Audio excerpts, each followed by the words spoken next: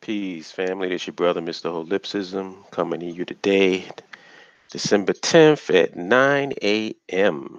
I had a good 4 nights off of work, well rested, got to hang out with my lady. We did dinner and brunch and all of that stuff, good stuff. So I'm feeling good, feeling relaxed. I'm going to hang out with my brother, Neo-Black Nationalist, today at around 2. So I said, you know what? I wanted to talk about something that's been bothering me, something I want to get off my chest, and just something to give people an idea. If you sense frustration coming from me, if you sense a lack of patience coming from me, I just want to give you a context as to why I feel the way that I do. And I don't think that I'm alone, but I do think that there's not a lot of people that feel this same exact way, because if there were, we'd be further ahead in the game than we actually are. But this is for me, and this is for those people who can empathize with how I'm feeling and the reason why I'm feeling the way that I feel. Um, First, let me just tell you what the name of the show is, the title of the show today. Playing 3D chess with the white man. And the description for this show is as follows. Black Power Americans and militant integrationists have a fundamental misunderstanding of what power means. Black Power Americans and militant integrationists believe they are involved in some 3D chess match with the white man. What they fail to realize is that they've already lost the game before it even began, because the white man is playing the game to checkmate and win. And they are playing the game to stalemate at best and lose at worst. And then I have a couple of quotes here that I always thought best explain what the concept of power is. Power is the ability to define yourself and have others submit to your definition as if it were their own. Now, where that quote comes from, I don't know. I first heard it from Dell Jones from Philadelphia, rest in peace. I don't want to attribute it to him. I'm not sure if he's the one that came up with it, but that's where I heard the quote first, and it just stuck with me. But this quote is definitely from Amos Wilson. A battery without power is dead. That's directly from Amos Wilson, and I was there when I heard him say it. I'm trying to find a way to articulate this because honestly, I struggle with whether I'm being misunderstood or whether people are being intentionally disingenuous. Because I don't think that I'm saying anything that's complicated. But then again, maybe I'm being arrogant by thinking that everybody understands my perspective. So, you know, it's quite possible that people really don't get where I'm coming from and they're just acting off of that ignorance. Or they know exactly where I'm coming from and being, intentionally, um, what's the word I'm looking for? Intentionally disagreeable with me, and purposefully trying to not get other people to see what I'm saying, if that makes any sense. Peace Nationhood, Nico, I think I'm saying it right. Peace Dundada, peace Jamal, peace Mr. Jones. I want to get into this. Number one, and this is the first bullet point that I want to make. One of the things that frustrates me about having these conversations about Black power and what we got to do and all this other bullshit that I keep hearing from people who really shouldn't even be in the conversation at all is, from what perspective are you having this conversation? I know what perspective I'm having it from, but I want to know the person is in jumping themselves and getting involved in these Black power quote unquote discussions. From what perspective are you looking at this? Because there's only two. And I've mentioned this before. I'll mention it again. You either live in this life as a tenant or you're living this life as a landlord. And you may not, and I'm not even talking about a property owner per se. It's a mentality that I'm talking about. Do you have a tenant mentality or do you have a landlord's mentality? Why is that relevant to what I'm talking about? Well, let's look at it the building itself as the infrastructure of the nation. We'll just use the building as a metaphor. Am I being too complicated? I don't know. I don't know how to dumb it down any more than I've been able to dumb it down. So I apologize. But I'm going to use the building as a metaphor for the nation. A tenant is only concerned about their apartment. If the water's not working, the pipes busted, lights is half on and half off, some circuits ain't working in the apartment, that's where the tenant's concentration is. The tenant, on the other hand, well, I won't don't, let me not get ahead of myself. That's the tenant mentality. The tenant is only involved about what is affecting them personally in their apartment. Now, keep in mind, the apartment is not in a vacuum. The apartment is within the context of the fucking building. Is the tenant concerned about what their neighbor's power is? No. For the most part, no. Everybody in the fucking building can be without power. As long as they got power, they cool. Oh, peace. I'm sorry. If I don't say hi, it's because I'm caught up talking this shit.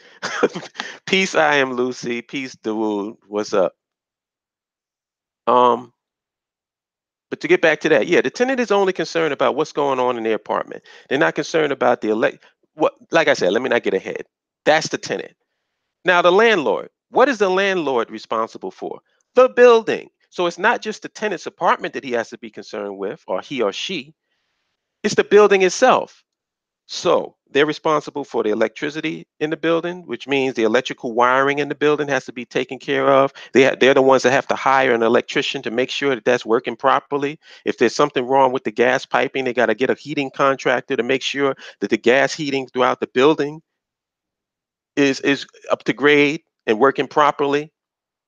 When it comes to sanitation, they got to make sure that they have their garbage pickup at a certain time and garbage properly placed so that the city can pick up the garbage. They got to clean the building. They got to make sure that the elevators are working properly. They got to make sure the lights is in the hallways. They have a greater sense of responsibility. Why? Because they own the fucking building. And this is, I'm telling you, man. Calm down, calm down. Why is this fucking complicated? Why do I keep making these fucking videos over and over and over again? You mean to tell me nobody can't understand that concept? Did I just say Chinese arithmetic or something? The greater your set of the greater your power is, the greater your sense of responsibility is. I can't make it any simpler than the tenant landlord analogy. And if you don't understand that, then I really, at this particular point, I don't think that you're intelligent enough to be involved in this conversation if you don't get that. Now, why is this relevant to why this pisses me off? It pisses me off because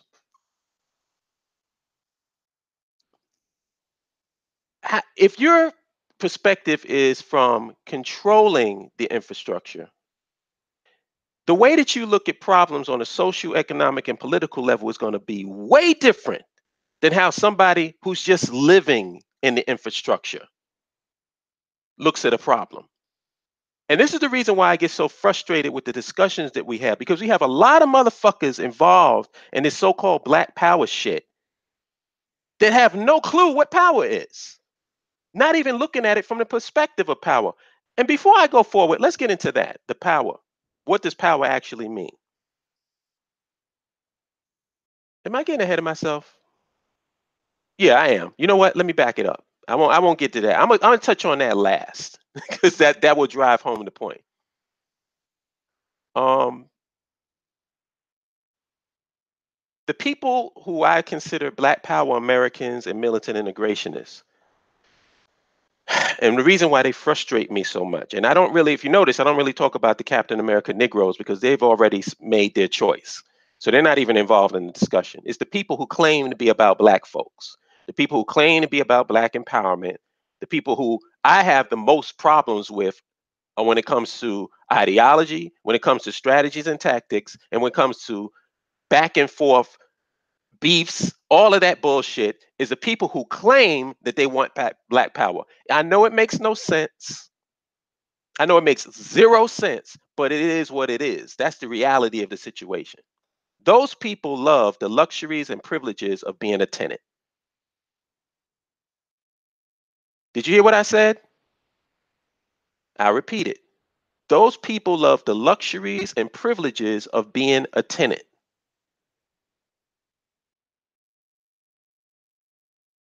Those entitlements and those expectations that they have are all minus power. I don't know how to put it any simpler than that. I don't think that that's confusing. This is the reason why I call them Black Power Americans. People who claim to be about Black power, but don't want to separate from America.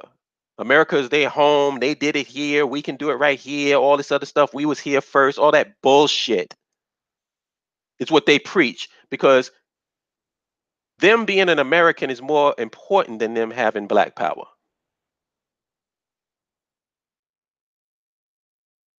Now, what does that do in terms of how you approach problems on a socio-economic and political level? It affects your worldview because a tenant mentality shapes your socio-economic and political worldview.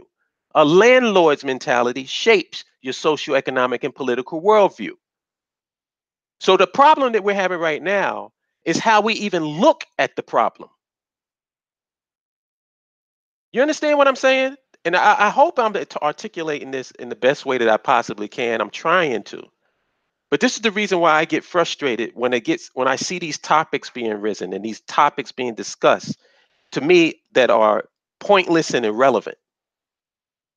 Because the bottom line is only landlords and owners know what an endgame means. If you're not a landlord, you're not an owner, or you don't have a landlord or owner perspective, you don't know what an endgame means. It's me saying, what's your endgame? It's like me speaking Mandarin Chinese to you. You don't know. You have no clue.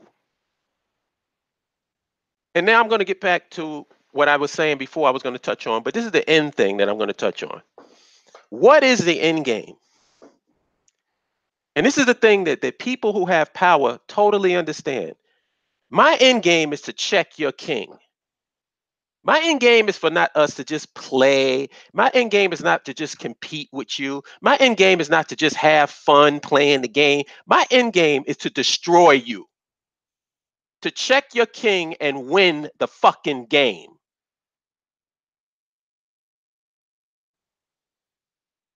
That's what end game is. You're trying to win. And guess what?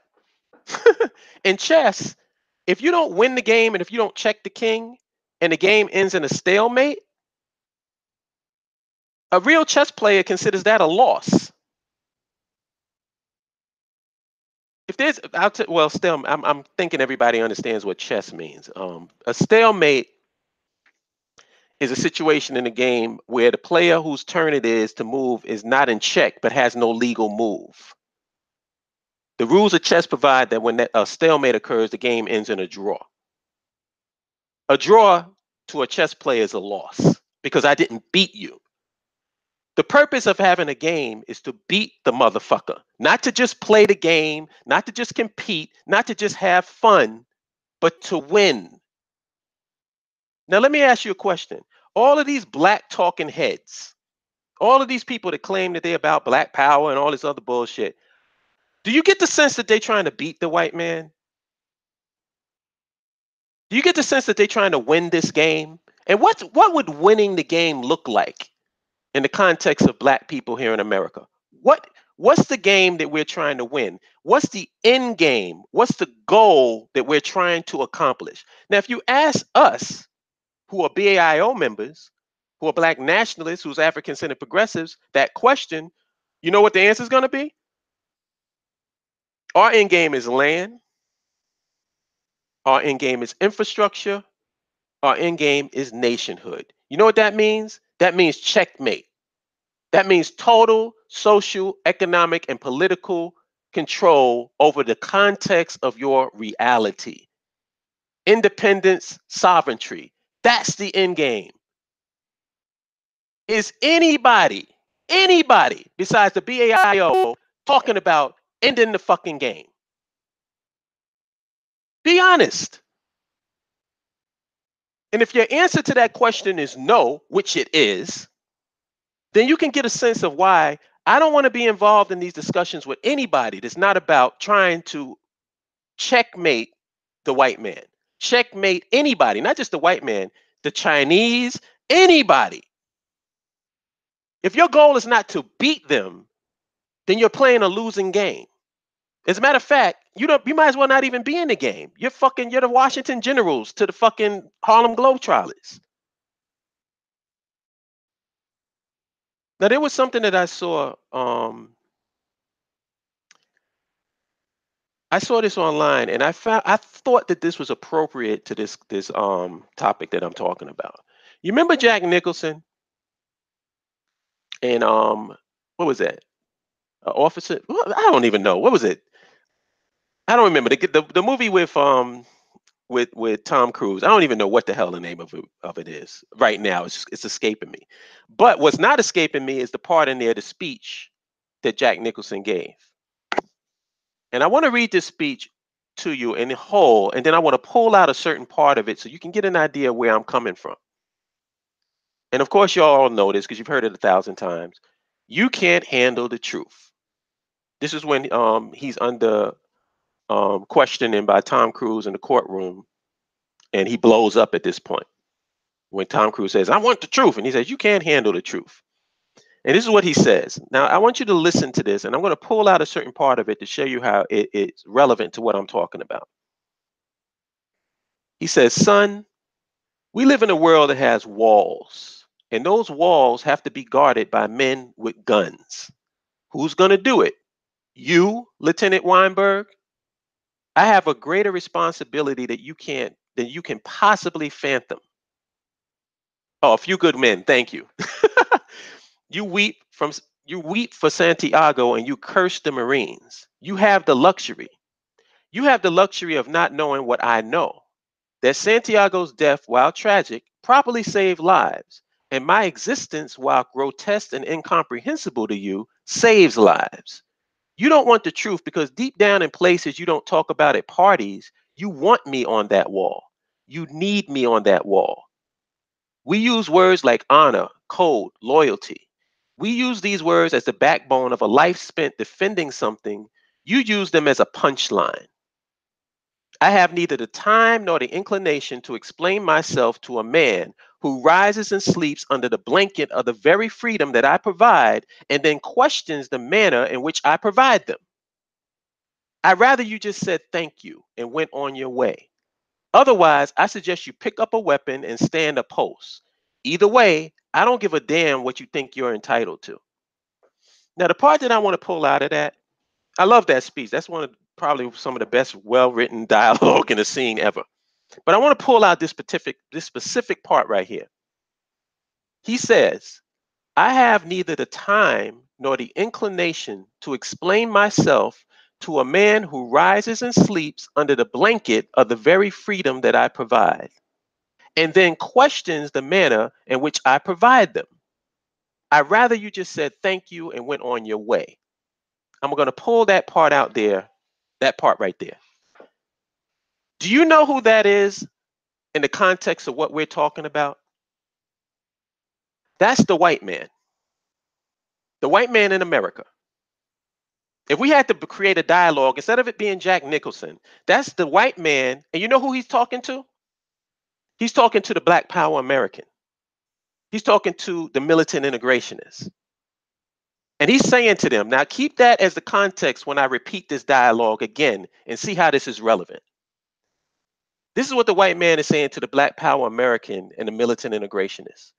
I have neither the time nor the inclination to explain myself to a man who rises and sleeps under the blanket of the very freedom that I provide, and then questions the manner in which I provide them. I'd rather you just said thank you and went on your way. Now, for those of you out there who are intelligent, a bell should go off. If there's somebody that's actually still confused, I really don't know what to fucking do I don't know what to do with you. I don't know what to do for you. You know what I'm saying? Maybe this is just subject matter that is way over your head that you just need to go somewhere and read, like, Dr. Seuss or something. Stay out of the black nationalist conversation. Stay out of the land infrastructure and nationhood conversation.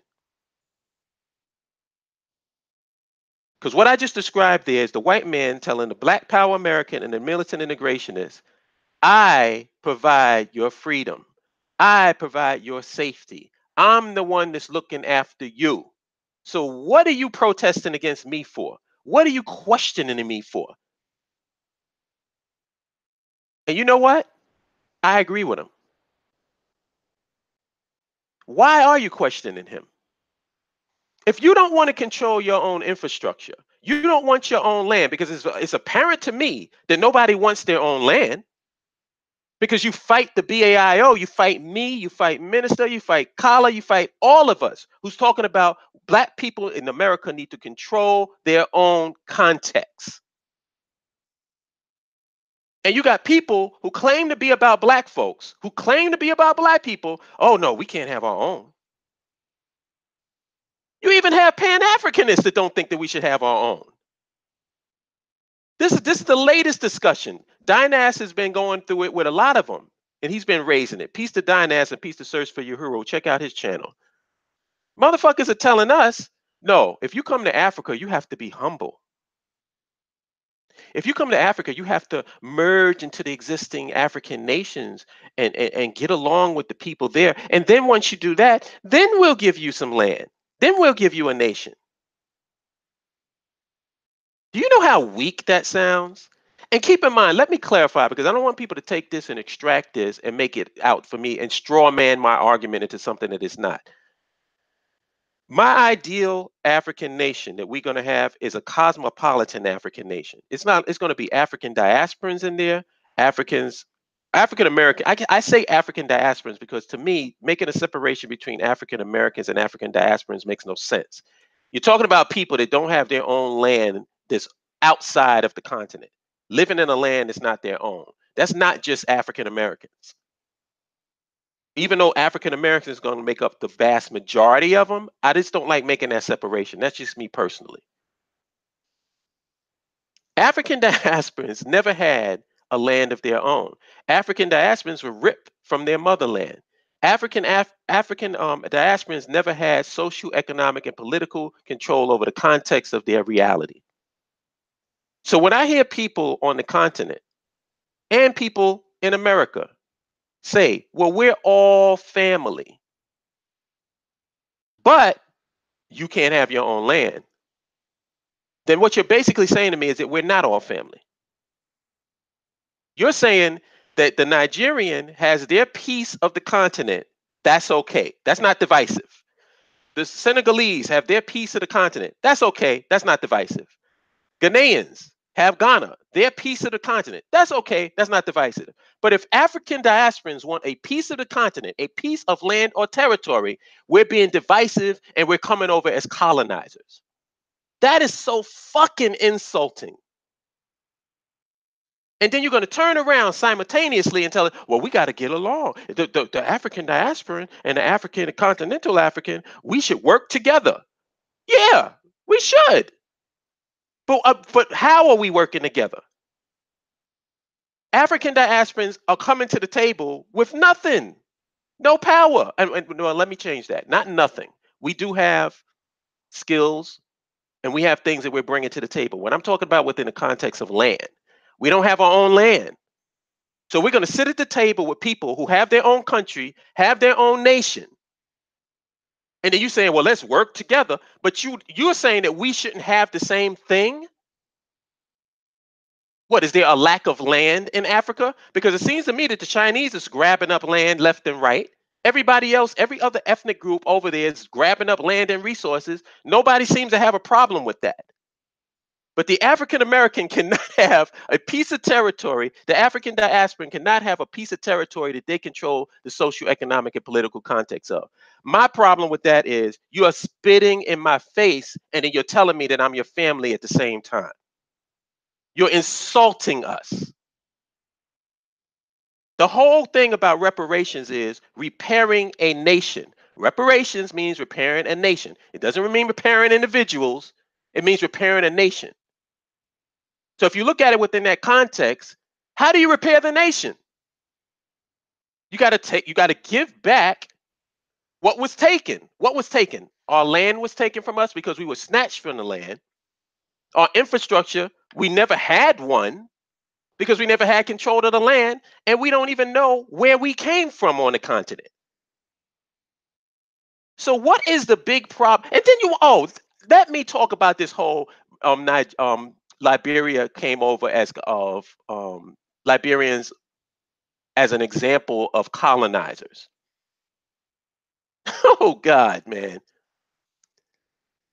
Liberia was established in 1821, and it lasted until the American government's CIA-backed military coup d'etat in 1980. Let me repeat that, because everybody wants to just act as if this was just some organic process. Oh, well, look what happens when y'all guys get a nation. It just goes to shit. No, motherfucker.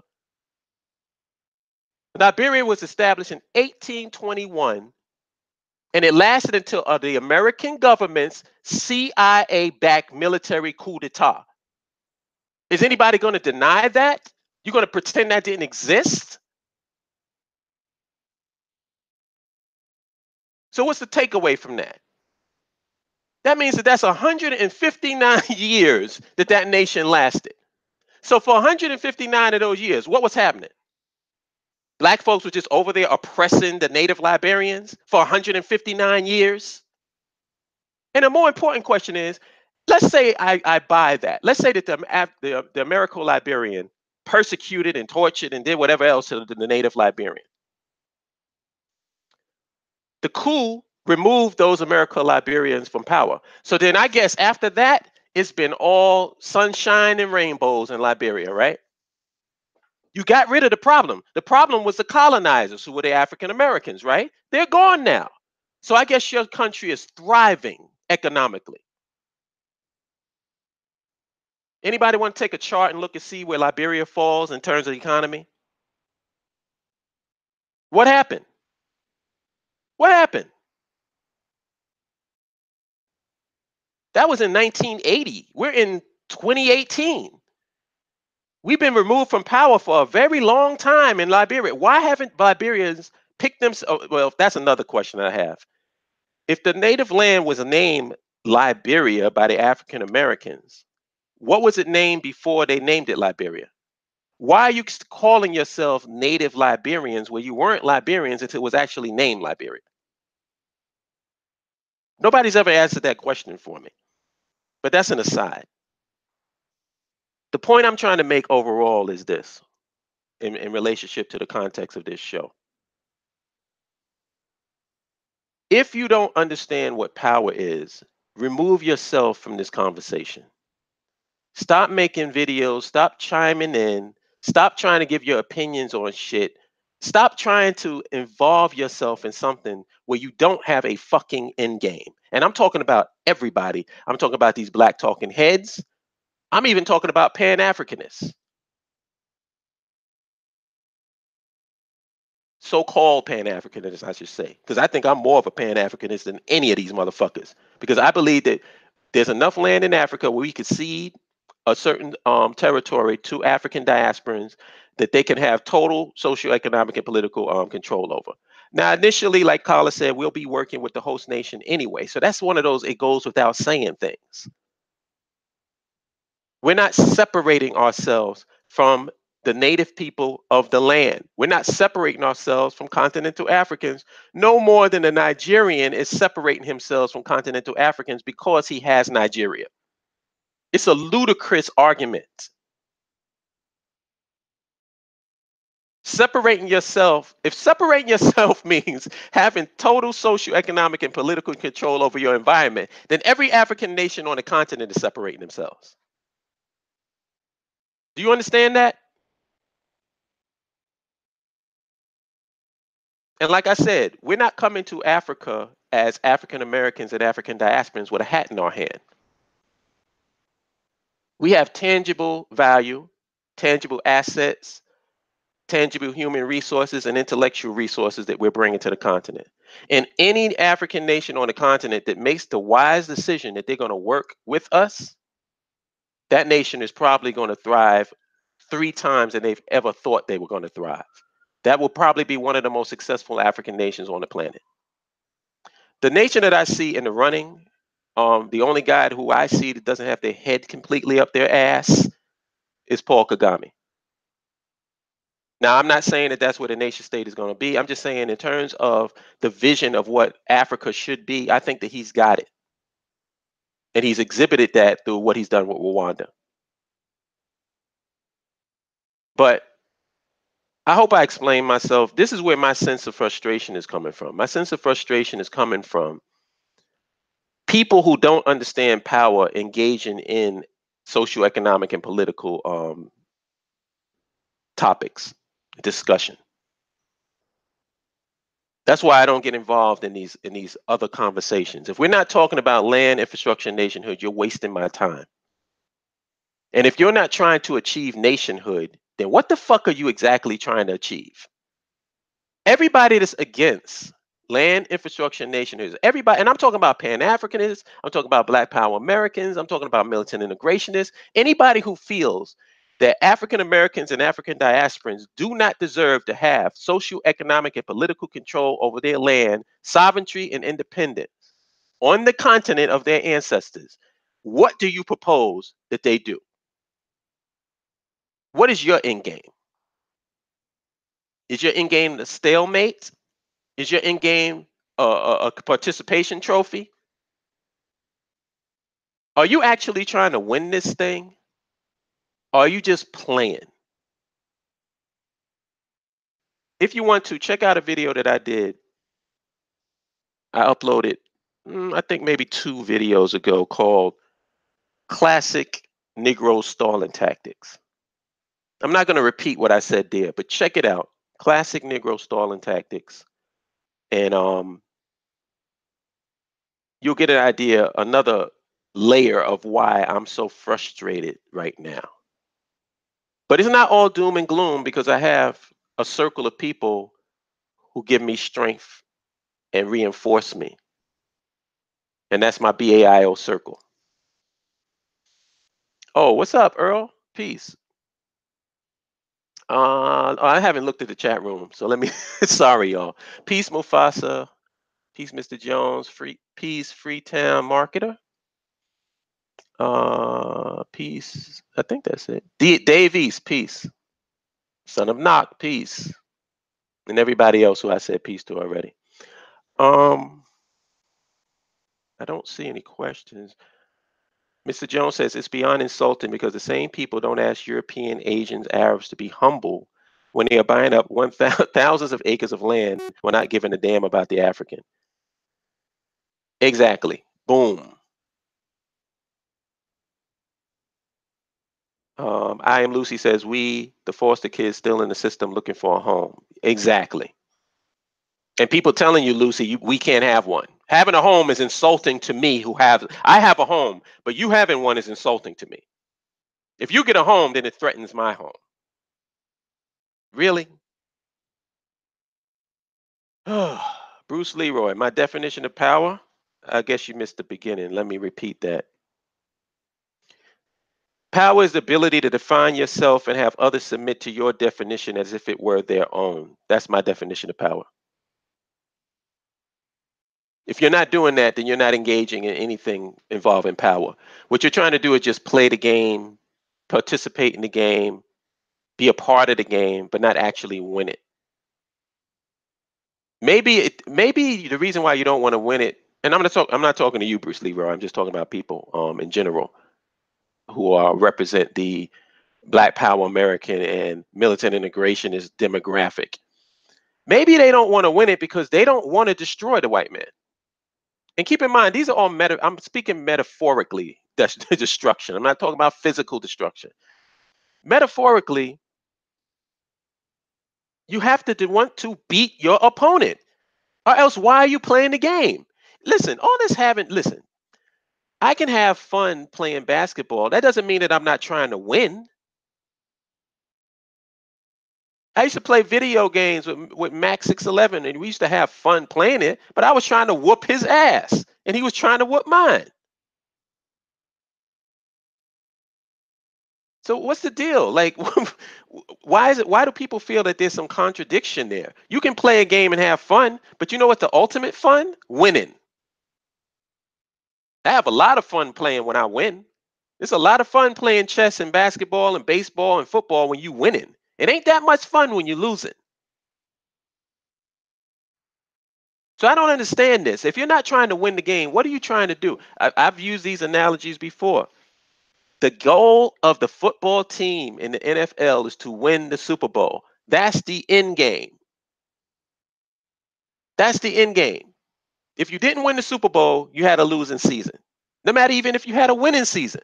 I remember the New England Patriots won every game in the series in the season, won every game in the playoffs, and lost to the Giants in the Super Bowl. That was a losing season.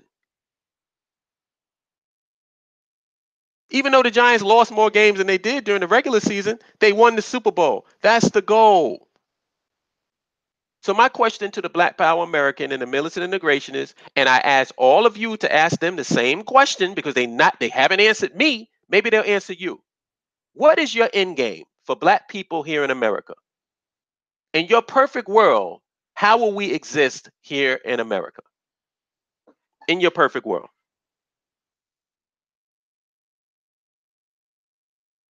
I can answer that question for me. In our perfect world, we have land, we have infrastructure, and we have nationhood. Once we have those things in place, once we control policy on that piece of territory, we are going to start interacting with African Americans in America and building a direct line of trade between our nation state and their satellite nation here in America. So, do you know what that means? The African American community in America is probably going to look somewhat similar to the Chinese or the Koreans or um, those type of communities or the Jewish community in America. That's how it's going to look for us. That's success for us. So I'm asking, what's your success? Because and also this is important. You got to tell me what your success is going to be without the nation state. So you have no connection to Africa. You have no direct line of trade with your motherland and your continent. That's out of the way because you don't agree with land infrastructure nationhood. Remember? So, in light of that, take nationhood off the table and tell me what your end game is in America and how you're going to achieve it.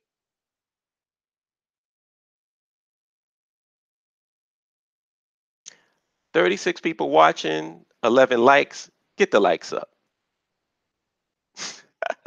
I like saying that. It reminds me of Dynass. Get the likes up. But anyway, y'all, I think I've made my point. Uh-oh. You know what that was? That was Alexa. Alexa was talking to me. That's from my fire cube. Um, but unless anybody has any questions. Oh, okay. Am I saying your name right? Renee Treese Pierre? I hope I'm saying it right. What other countries are the organization looking at? Um, all of them. Well, not all of them. I would say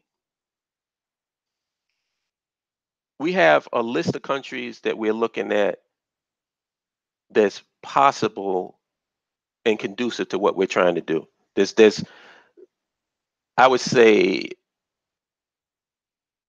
friendly toward the African American. Oh, Mufasa, that's Paul Kagame, that's of Rwanda. Which, by the way, and this is the reason. Another thing, I'm glad you mentioned that, because Rwanda was involved in a genocidal war. You know, Hutus and Tutsis and all this stuff, a genocidal war, and they rebuilt Rwanda and made it basically a functional, developed nation within 10 years.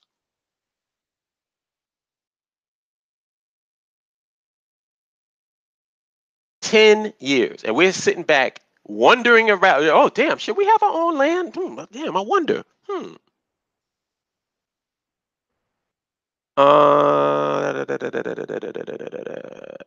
What about taxes? Do you foresee dual citizenship? Dual citizenship where? Are you just talking about in general?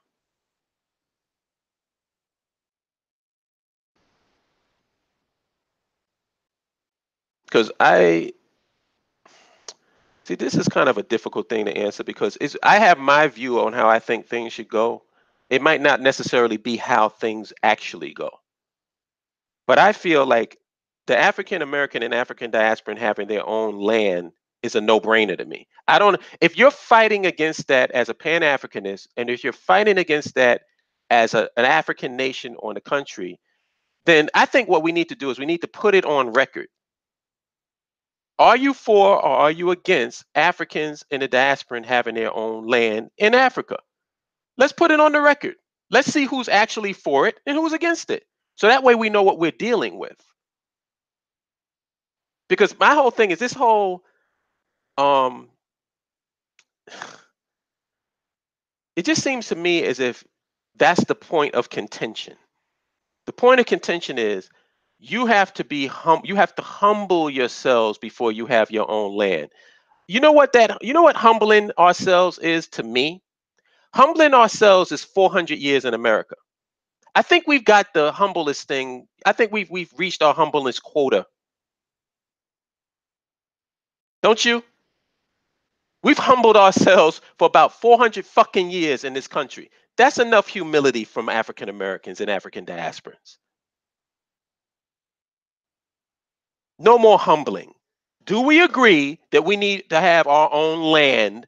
Or do you think that we should be living under the socioeconomic and political control of somebody else? I don't give a shit whether they're African or European. Because if you agree that we need to live under somebody else's infrastructure, and that should be our ultimate goal, is integrating into somebody else's thing, I don't give a shit whether it's African, I don't care whether it's Chinese, I don't care whether it's European. You are an enemy of nationhood. You're an enemy of black people in this country.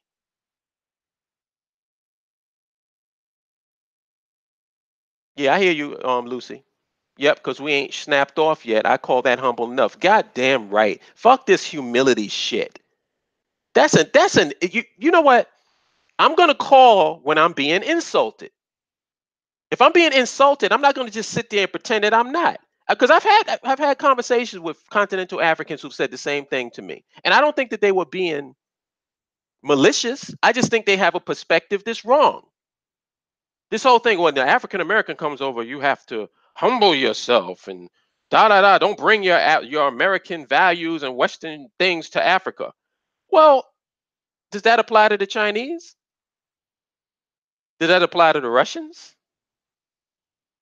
Does that apply to all these other European nations and countries coming over there, snatching up land, taking resources, teaching you their languages, setting up little communities in your land, trying to establish military bases? Does that apply to them, or does it only apply to us? Everybody else is coming into Africa for your best well-being, except the African American. And I'm not supposed to be insulted by that position? Come on, man. Nationhood Nico, yeah. And like I said, Lucy, true. Does anybody in America say to Africans, don't bring your Nigerian shit over to America? If you're from Trinidad, don't bring your Trinidadian shit over to America. If you're from Jamaica, don't bring your Jamaican shit over to America. Everybody can bring their culture over to America and actually have communities, and nobody is really making an issue out of it. You know why? Because we like Jamaican food. We like Trinidadian food. We like Senegalese food and Nigerian food. We don't have a problem with culture. We don't have a problem. We're not intimidated by you retaining your culture when you come over to America. And apparently, you're not intimidated by other cultures coming over to Africa and maintaining there. The Chinese are actually teaching Mandarin. So, what's the problem with the African American? What's the problem with the African diasporan? What's the problem?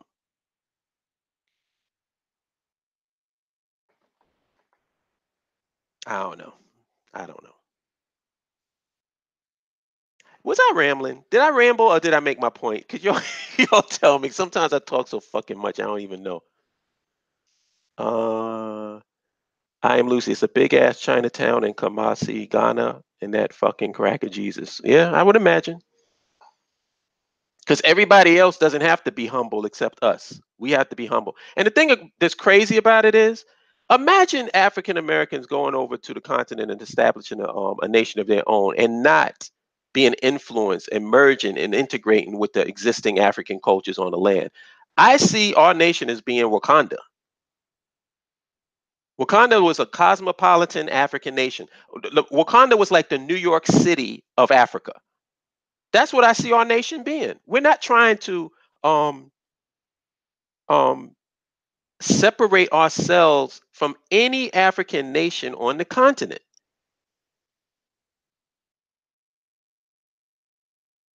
I don't see that happening. But I tell you what we do. We're going to have a modern, technologically advanced nation. Sorry. I mean, if that offends you, then are you offended by your status on the world stage? If you're an undeveloped nation, are you proud of that? What is being undeveloped being mean you a true African nation? Only a true African nation can be um the only way a nation can be true to its African roots is to be undeveloped. That is some dangerous, dangerous thinking.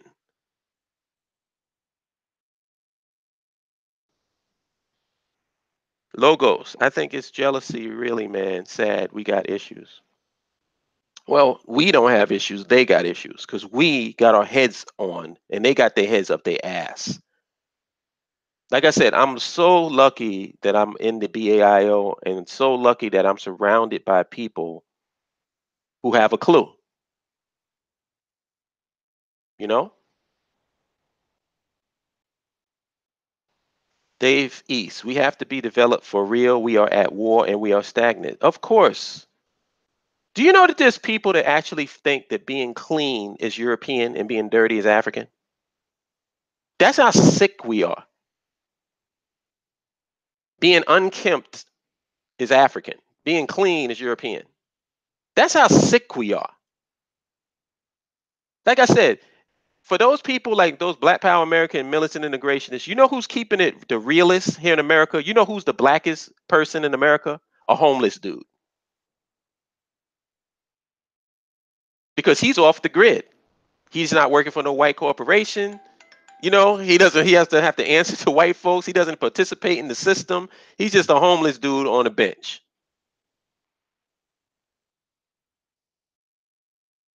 Dundada. Yeah, that's going backwards. I'm not living in a hut with no paved roads. I am Lucy. I want to make you a moderator because you are no nonsense. Can I do that? I want to ask your permission before I do it. I think that you are more than capable of wielding the gauntlet. Because I can see you going completely off on people if in a live stream if they start fucking up. So I want to make you a mod if that's okay. Gotcha. I got permission. She has the gauntlet. Now you're in some real serious trouble. Imagine I am Lucy and Bell in the same in the same live stream. I have total confidence. I don't even have to worry about the chat room. I don't have to address anything that's going on. You too, Dundada. I know you got it. But yeah, man. Anybody else got any questions? Because I'm pretty much done here. I think I made my point. Y'all niggas ain't playing no 3D chess with the white man. You just playing. You know what you are? You're aerobics instructor going against an MMA artist. You know, you're in there doing aerobics so you can get physically fit. The other guy is in there to try to take your fucking head off your shoulders. Who you think gonna win that fight?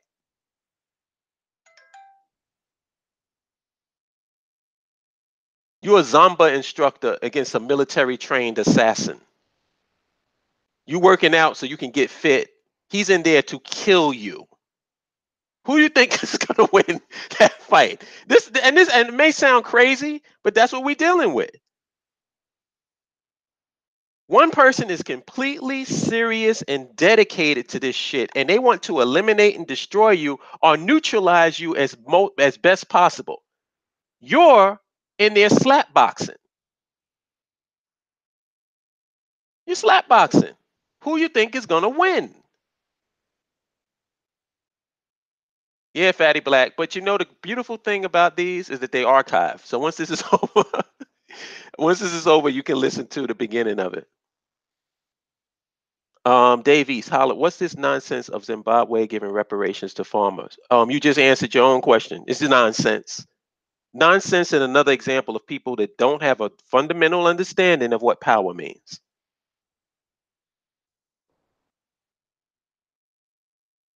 It's funny. Even you can have your own land and still not have an understanding of what power means. And that's a lot of what's going on in the continent right now. Yeah, $9 billion. And you know what's so funny? $9 billion is within the range of the debt that the Chinese are getting from African countries. It's like anywhere from 5 to 10 billion. And you're giving 9 billion away to basically give reparations to farmers. Reparations to white farmers? Really? Let's think about that. We're giving $9 billion of reparations to white farmers while simultaneously saying how the African Americans should not have a land of their own and should be humble when they come to the continent. Do I need to say anything else?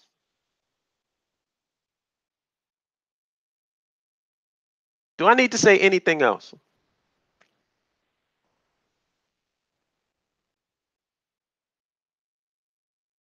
Davies, I'm going by, keep in mind, I have not, and I hate doing this. I should have never said that. I hate doing this without double checking on my own, but I'm going off the information that you're giving me.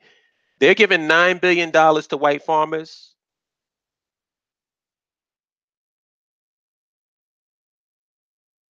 Am I correct?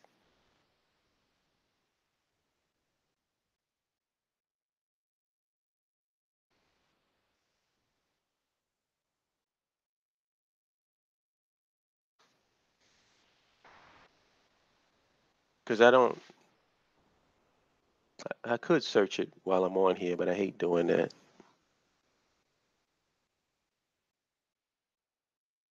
Okay, Bruce Leroy is saying that's fake news. So say this is why I don't like just saying shit when I hear it. So let me check and see.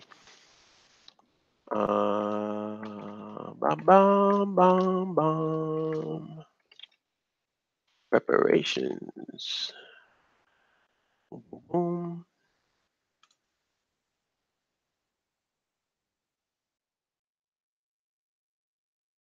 Do, do, do, do, do, do.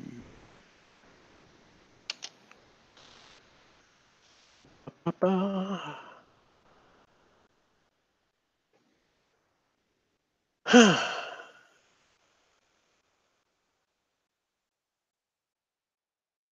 Okay. Don't know whether it's true or not, but I don't see it. I just did a search on it and I don't see it anywhere. So what I would ask is to provide a link, because if before I exclaim that, I don't, and I shouldn't have exclaimed it until I checked it out. But I don't see that. I did Zimbabwe reparations 9 billion, and nothing is coming up that validates that. I'm not saying that it ain't true. I'm just saying I don't see it. So we have to have some source of that information. And I don't even want to say if it is true, I'm just avoiding it at all. So let's take that off. Let's take that off the table until we get that verified. Anything else?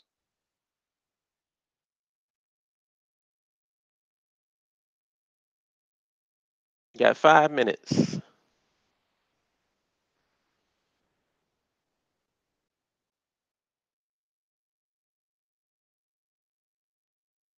It's on the top of my list of my videos. Let me see. La, la, la, la. Do, do, do, do, do, do, do, do. Yeah, you probably can't put links in here. So let me go to your channel.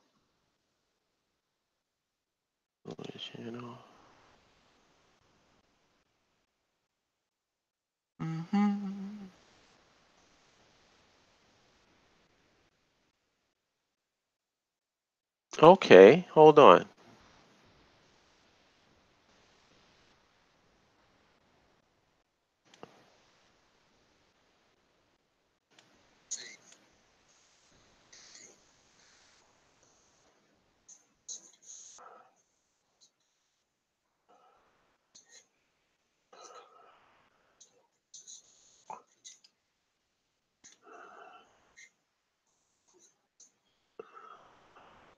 Okay, sorry for the pause, y'all. Check this out, because I can post a link. He's true. I'm hearing it from the finance minister, although I'm not seeing it on Google, which makes sense. But that's it. That's the direct link to the video. And that is the finance minister speaking. What's his name? Mathuli Nakube? Zimbabwe's finance minister. That's him speaking directly on the video. So that is a proper source. Thank you, Davies. And if that, well, since he's saying that, well, you know what? I haven't watched the whole video. I'm going to watch the whole video, but that's the source of where he's getting that information from. So y'all guys can click on the link and check it out. Anything else? Oh, Lucy found it? Okay.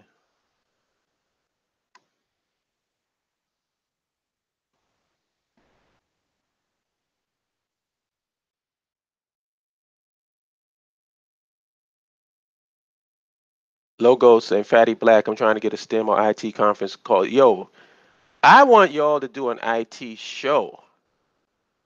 For real. Let's have a STEM or an IT show. Fatty Black, add me to the Ning site. No, Kaylin, just go to the site and sign up. Let me give you the link. Let me give you the link.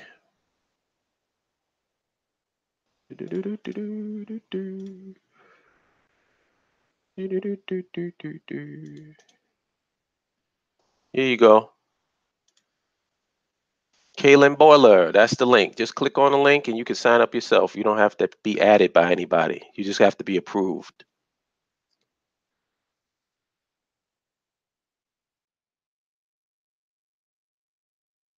Oh, okay. I'm sorry. You're already on the site. Okay, got you. My bad. The Agriculture Ministry circular to staff seen by Reuters says white farmers should now be issued the same 99-year leases as black farmers.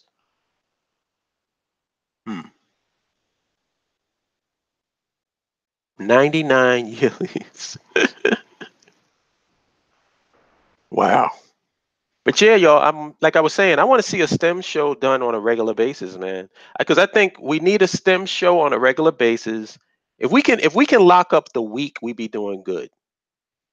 We need a sister show, a STEM show, or an IT show, and an IT show. If we had all three, I think that would really just drive home this land infrastructure nationhood concept.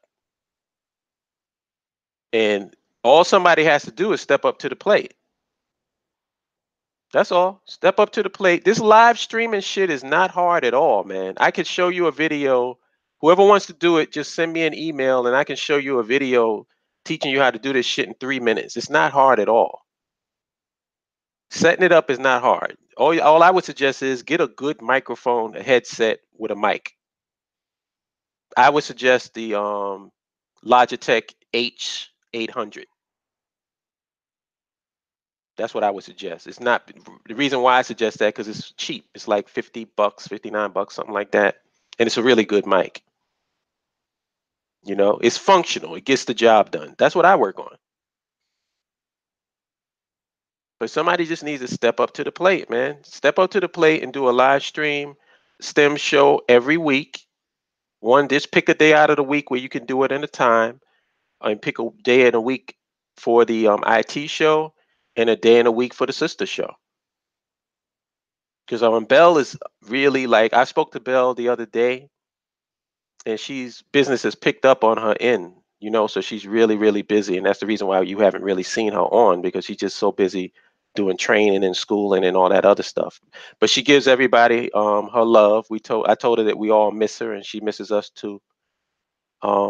Militant Black Buddha said that she was going to start the show, but I guess her schedule is picked up as well. So I don't know whether the sisters, I Am Lucy, maybe you want to do it. I don't know.